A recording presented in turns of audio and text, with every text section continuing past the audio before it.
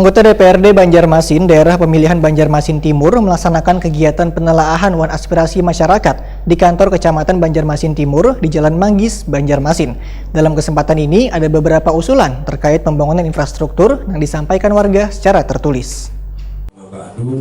Yang ulun hormati. Anggota DPRD Banjarmasin daerah pemilihan Banjarmasin Timur melaksanakan kegiatan penelaahan wan aspirasi masyarakat di kantor Kecamatan Banjarmasin Timur di Jalan Manggis, Banjarmasin selama 3 hari mulai 31 Oktober hingga 2 November 2020. Di kesempatan hari ketiga ini masing-masing anggota dewan mengundang perwakilan warga Kelurahan Pengambangan berjumlah 10 orang. Dalam kesempatan ini ada beberapa usulan terkait pembangunan infrastruktur yang disampaikan warga secara tertulis.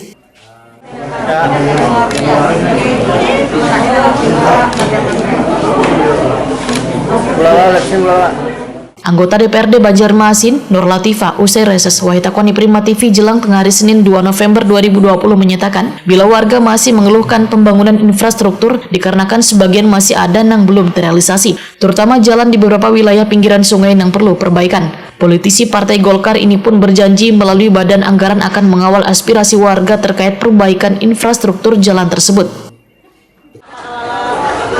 Jadi hari ini kita reses ketiga, yaitu untuk konstituen Kelurahan Pengambangan.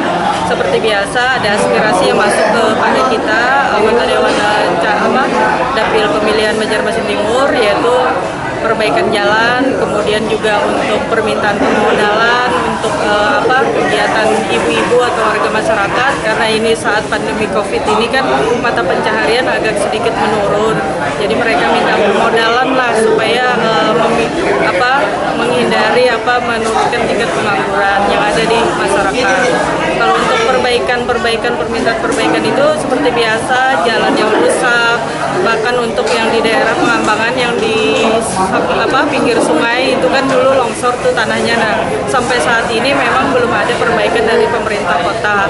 Dan tadi saya sudah berkoordinasi dengan Pak Camat bahwa itu dari Perkim dan PUPR itu memang diusulkan melalui pusat. Jadi kita untuk DED-nya dari pemerintah kota, dan usulannya karena itu sangat tinggi anggarannya, jadi kita mintakan ke pusat.